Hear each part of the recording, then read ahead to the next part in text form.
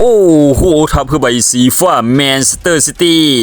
ฟอร์มโคตรแจมบุกไปเอาชนะทางฝั่งซาลิกาดงนิวคาสเซิลด้วยสกอร์3ประตูต่อ1ทำให้พวกเขาทะลุเข้าไปในรอบ8ทีมสุดท้ายในศึก FA ครับโอ้โหสุดๆจริง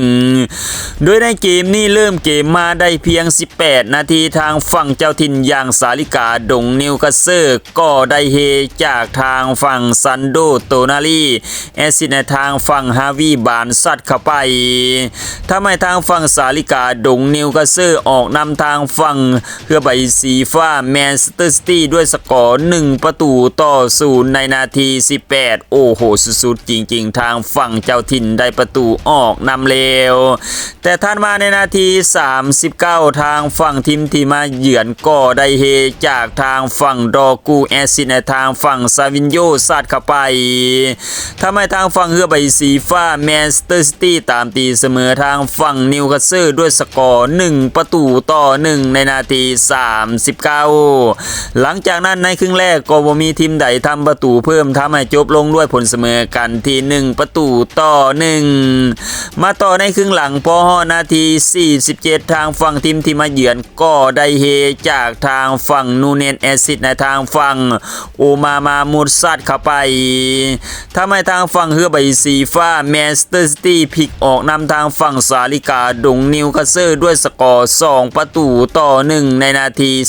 47โอ้โหสุดๆจริงๆทางฝั่งทัพใบสีฟ้าแมนเชสเตอร์ซิตี้ในเกมนี้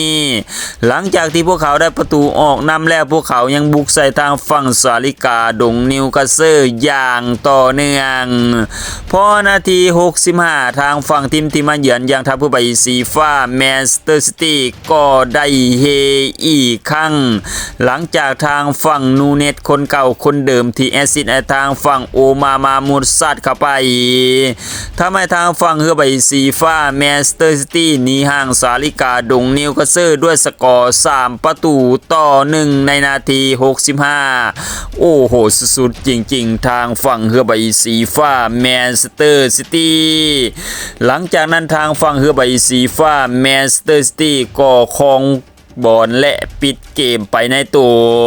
ท้ายที่สุดแล้วก็เป็นทางฝั่งเรือใบสีฟ้าแมนเชสเตอร์ซิตี้ที่บุกมาเอาชนะทางฝั่งซาลิกาดงนิวคาสเซิล